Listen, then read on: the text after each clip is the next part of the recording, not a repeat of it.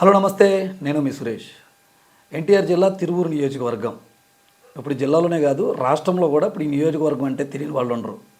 ఎందుకంటే అధికార పార్టీకి సంబంధించిన ఎంపీ ఎమ్మెల్యే అక్కడ ఒకరిపై ఒకరు దోషులు చేసుకుంటూ మీడియా ఛానళ్ళ డిబేట్లో వ్యక్తిగత విషయాలను కూడా పార్టీ వ్యక్తిగత విషయాలను కూడా అంతర్గత విషయాలను కూడా మొత్తం కూడా ప్రజల ముందు పెడుతున్నారు.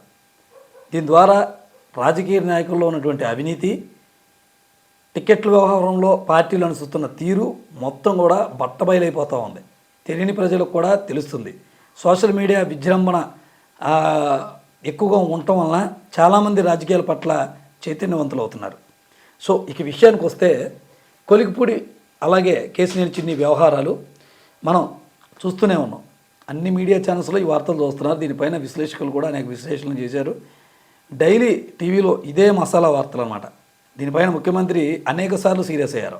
కొలికిపూడి పైన పర్టికులర్గా 2 సార్లు సీరియస్ అయ్యారు. తర్వాత ఈ ఇష్యూ వచ్చిన తర్వాత 2 సార్లు సీరియస్ అయ్యారు. యాక్చువల్లీ పిలిచి మాట్లాడాల్సిన అవసరం ఉంది అని ఆయన దుబాయ్ నుంచి రాగానే పిలిచి మాట్లాడతానన్నారు వాళ్ళిద్దరిని పిలిచి. కానీ పిలవలేదు. ఎందుకంటే ఇక్కడ మోందా తుఫాన్ ఎఫెక్ట్తో ముఖ్యమంత్రి గారు బిజీ అయిపోవటం వల్ల. సో ఇప్పుడు మళ్ళీ ఆయన విదేశీ పర్యటనకు వెళ్ళారు. నారా భువనేశ్వర్ గారికి ఓ అవార్డు ప్రదానోత్సవం ఉంటే ఆ పని మీద ఆయన వెళ్ళారు. సో వచ్చిన తర్వాత ఈ వ్యవహారం చక్కబెట్టేటట్టు కనపడుతున్నాయి.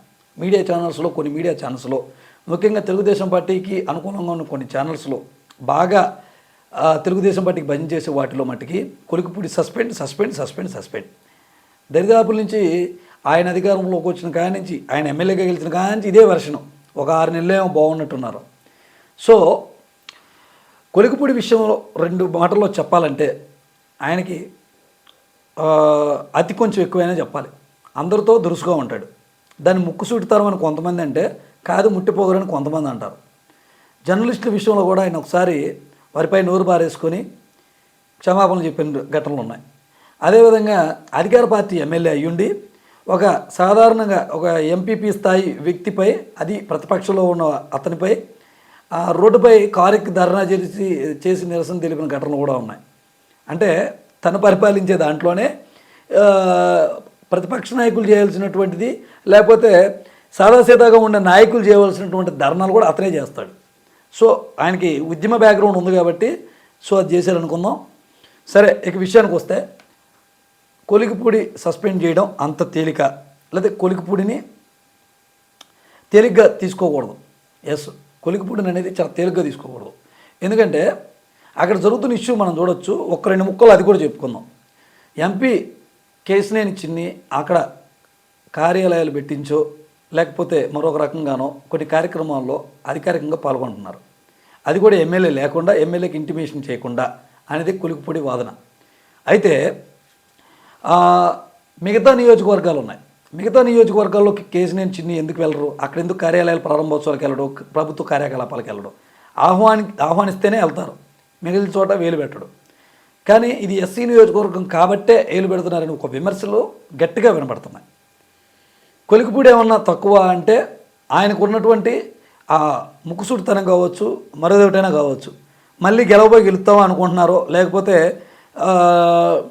ఏదైనా నాకు ప్రజలు ఓట్లేసి గెలిపించారు కాబట్టి మరి నేను ఇలాగే ఉండాలనుకుంటున్నారు. మొత్తానికి అయితే ఆయన ఎంపీని కూడా లెక్క చేయకుండా మీడియాలోకి వెళ్ళి నాకు 5 కోట్లకి సీటు నేను కొనుక్కోవాల్సి వచ్చింది, ఆయనకి ట్రాన్స్ఫర్ చేసినటువంటి అకౌంట్స్ డీటెయిల్స్ కూడా వాట్సాప్ స్టేటస్లో పెట్టుకోవడం, మీడియా ఛానల్లో డెబిట్లో చిన్ని గారి సైడ్ బిజినెస్ పేకాట ఆడిస్తారా ఆయన అని చెప్పి చెప్పటం, అలాగే ఒకసారి పోలీసులకు గంజాయి అమ్మాలని అక్కడ వాళ్ళని ఇబ్బందులు పెడుతున్నారని చెప్పటం, ఇవన్నీ కూడా వెంటనే జరిగిపోయాయి. ఎక్కడ కూడా బెసకుండా ఆయన ఎంపీ అని కూడా చూడకుండా మీడియా సమావేశాల్లో డెబిట్లో ఆయన పాల్గొంటున్నారు. ఆల్మోస్ట్ గ్రౌండ్లో ఉన్న క్యాడర్ మొత్తం చిన్ని వైపే ఉన్నారు, చిన్ని గారి వైపే. కానీ కొలికిపూడికి అరకొరగా కొంతమంది ఉన్నారు. కానీ ఎక్కడ ఏది కూడా తగ్గట్లేదు ఆయన. అయితే ఆయన వైసీపీ కోవర్ట్ అని, వైసీపీ వెనక నుండి ఇదంతా నడుస్తుందని ఇటు ఎంపీ గారి ఆరోపణ. మొత్తం మీద ఒకవేళ కనుక ఆయన్ని సస్పెండ్ చేస్తే ప్రధానంగా ఇది ప్రతిపక్షానికి అస్త్రం అవుతుంది. ఏంటంటే దళిత ఎమ్మెల్యే కాబట్టే అక్కడ అగ్రవర్ణాలు వాళ్ళ మాట చెల్లుబాటు అవ్వాలని కావాలనే ఈ ఇష్యూ అంతా చేస్తున్నారు అనేది గట్టిగా వాళ్ళు ప్రచారం చేస్తారు.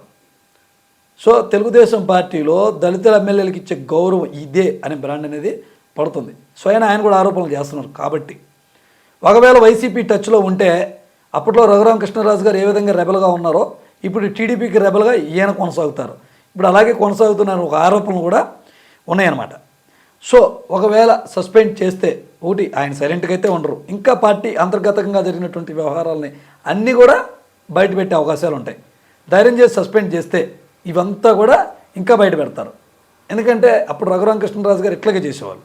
అలాగే ఇప్పుడు కొలికిపుడిది కూడా అదే దారి అవుతుంది.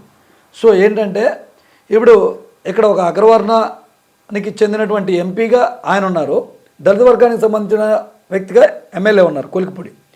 సో ఇది కుల వివక్ష అవుతుంది బలంగా చెప్పాలంటే ఒకవేళ సస్పెండ్ చేస్తే. దీంట్లో వీళ్ళిద్దరూ ఏమీ తక్కువ కాదు. నియోజకవర్గంలో జరుగుతున్న అవినీతి గురించి ఇరువైపులా ఇద్దరు ఆరోపణలు చేసుకున్నప్పటికీ ఇద్దరి మీద అవినీతి ఆరోపణలు ఎక్కువగా ఉన్నాయని వినికిడి గట్టిగా ఉంది. ఎందుకంటే అందరికీ తెలుసు. సో మొత్తానికి సస్పెండ్ చేస్తే మట్టుకి ఆయన అయితే సైలెంట్గా ఉండరు, అంత ఈజీ కూడా కాదు. రెండు ఇద్దరిని సమస్థితిలో హెచ్చరిస్తారు సమానంగానే ఈ విషయంలో. ఎందుకంటే మళ్ళీ ఇక్కడ ఆయన ఎవరిని ఎక్కువ కొలికిపడిన తక్కువ చేస్తే మళ్ళీ తర్వాత సీఎం కూడా ఇదే క్యాస్ట్ అంటగట్టే అవకాశాలు గట్టిగా కనపడుతూ ఉన్నాయి. ఎందుకంటే ఇప్పుడే దళితులని తెలుగుదేశం పార్టీకి చులకన అనే భావాన్ని గట్టిగా వైసీపీ జనాల్లోకి తీసుకెళ్లడంలో, దళితుల్లోకి తీసుకెళ్లడంలో అప్పట్లో విజయం సాధించింది. ఇప్పుడు ఇది ఒక అస్త్రంగా వాళ్ళకి మారుతుంది. సో ఇది మొత్తానికి కొలికిపూడిని సస్పెండ్ చేయడం అంత తేలిక కాదు. అలాగే సస్పెండ్ చేస్తే మట్టుకి ఇప్పుడు మనం మాట్లాడుకున్నదే జరుగుతుంది.